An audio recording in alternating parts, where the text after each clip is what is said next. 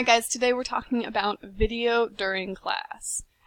Now I know you guys know that it's required. I'm going to talk to you a little bit about why it's required, okay?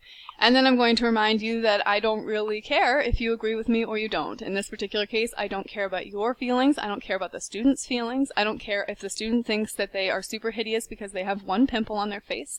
I do not care. This is a decision that we've made as a business, and therefore it has to be done. Right? There are no ifs, there are no ands, there are no buts. I do not care, right? This has to be done. Sometimes we have to lay down the law. This is the law. We got to follow it, all right?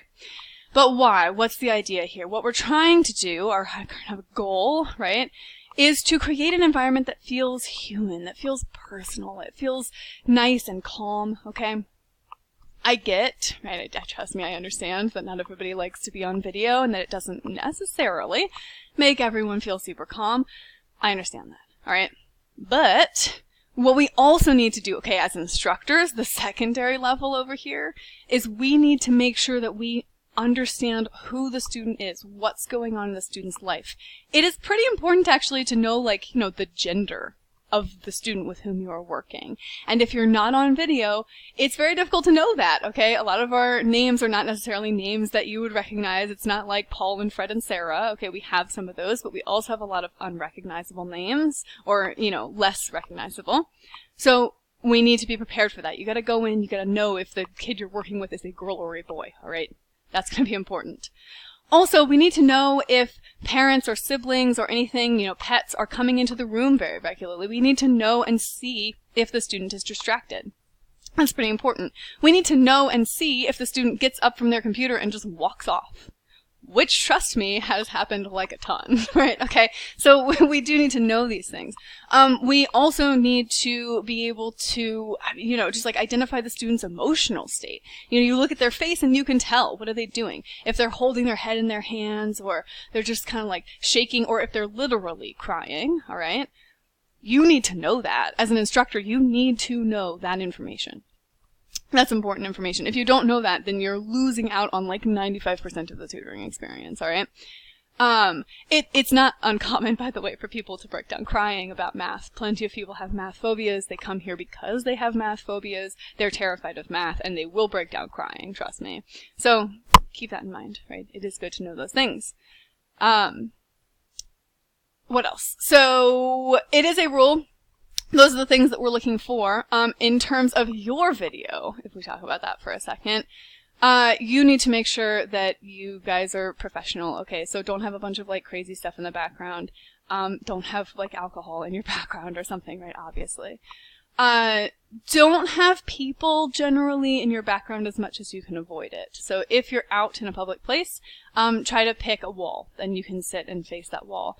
Why? Because people are distractions, and the students will get distracted. The students do look at our video also. So even when I have like a really happy day and I'm kind of wiggling around and dancing to some song in my head, students pick up on that and they comment on it and they're distracted by it. So even that, like, I shouldn't be doing that, you know what I mean?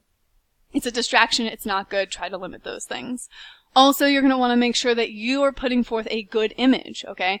You need to look like you're studious, look like you're paying attention, look like you're not distracted. If you are constantly, sort of staring off into the distance and you're not really responding to them, they can see that also, right? They can see that you're not looking at the computer and also not responding to them for 3 minutes. You need to make sure that you're not, obviously, so don't lie down, when you come to class. You need to have some kind of a desk or a table. You've got to be at a desk or a table. Why? Because we tell the students that they have to be at a desk or a table. Why? Because when they are lying down, they just, like, never do good work. I've never seen any child, pretty much ever, I honestly don't think I've ever seen any kid no, I really don't think so. Do good work while lying down, right? They just don't do it. They get too distracted, they're kind of lazy, you're kind of thinking like, oh, I'm relaxing, they don't think hard enough, they don't write all of their steps down, it's kind of difficult to write because they're leaning on their arms. It doesn't matter, I don't care, we're not going to do that. So you should also not be in that situation. Again, students can tell, right? So if it seems like you're phoning it in from, like, bed, then it gives this different vibe. And then we start having students copy you, right? And we have students who will come in bed, and they're like, well, I don't understand why I can't do it. It seems like it'd be fine. It's not great. All right. Also, okay, just a further aspect of the importance of this. On their first day, on a student's first day, it is really, really critical that we get this right, okay? A student's first day, and this can be its own whole video, a student's first day is the most important day that they are here. The first day sets the tone. The first day sets the rules. The first day tells them what they can get away with. And trust me, every single kid wants to get away with every single thing that they possibly can. So you can't let them get away with anything. On their first day, if you let them come in without video, they will never, ever, ever come in without video without a fight. For the rest of forever that they are here. Forever. Like, I'm not kidding, okay? I've seen this happen. We let them go. Say, oh, no, it's fine. I mean, okay, but just make sure you have it ready next time. There is never a next time that they have it ready without a long fight. And then you will spend 20 minutes, or someone else will have to spend 20 minutes fighting with that student every single class that they come in to try to get them to put video on. Because they don't want to. None of them wants to. They don't want to. But we don't care. I don't care what they want. We have made this decision as a business and we're sticking to it. And you have to enforce the rules. You are the rule enforcer. That is your job, right? So you have to be there. You have to say, you've got to do this. I know that you just want to teach math. I don't care. I know that you just want to teach reading. I don't care about your feelings either, and I don't care about theirs. What I care about is that we have these students on video. It is that important, okay? If we need to, we can postpone their first day, right? That's okay. It's not ideal, right? It would be wonderful if everybody came in with working technology, but we will do that because that is better than the alternative, all right? Send a note home to parents. Make sure that the parents understand. Usually the parents are there on the first day, but get the parents in on it. We've got to make this stuff happen.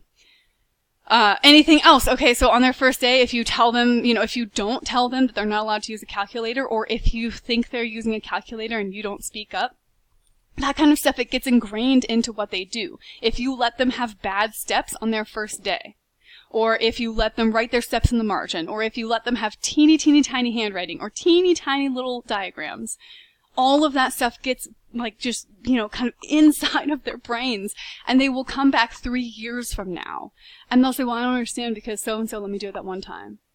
Yeah, I mean, yeah, and students will come in and literally say, yeah, I always get to do it this way. I've always been allowed to use a calculator. Even when I personally have worked with that student and know for a fact that I did not let that student, that I specifically told the student several times that they're not allowed to use a calculator, they will still come in and lie and say that they're always allowed to use one, okay? Whatever you do, whatever laws you lay down on the first day, that's what's going to stick. So, the laws you have to lay down on the first day are good steps, no calculator, and video must be on. The only way for you to verify that the video is on, by the way, is if you yourself are in video. So you also have to be in video. You guys know that's the rules. We gotta do all this stuff. If you have any questions or if you have any technological issues, come and talk to me. But we gotta make this happen, alright? Super important. Let's make it happen.